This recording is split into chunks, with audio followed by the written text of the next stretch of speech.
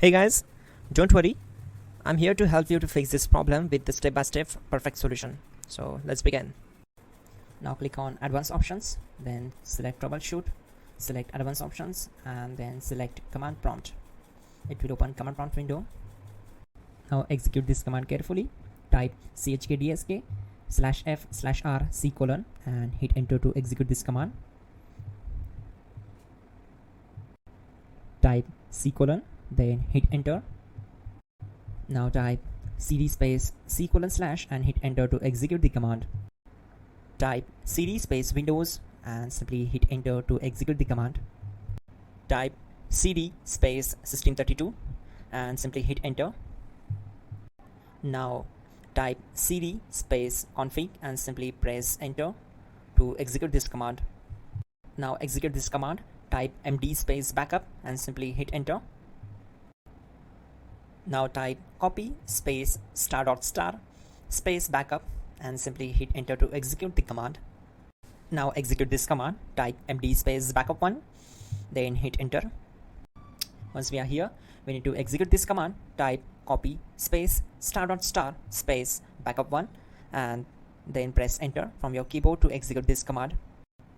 Type in cd space regback, then simply hit enter. Then type dir and simply hit enter. Now type copy space ** space ... and hit enter. Then type all and hit enter. Now type bootrec space /fixmbr and hit enter to execute the command. Now type bootrec space /fixboot and hit enter to execute. Type cd space c : / and hit enter. Now type cd space windows /system32 /config /regback and hit enter to execute. Now execute this command. Type bcd edit space /export space c : /bcd backup and simply hit enter to execute this command. Then move to the next one. Type cd space c : / and hit enter. Now execute this command.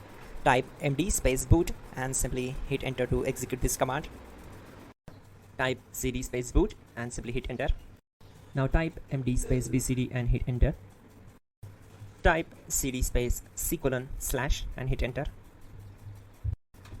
Now type attrib space c : -boot -bcd space -h space -r space -s and hit enter to execute.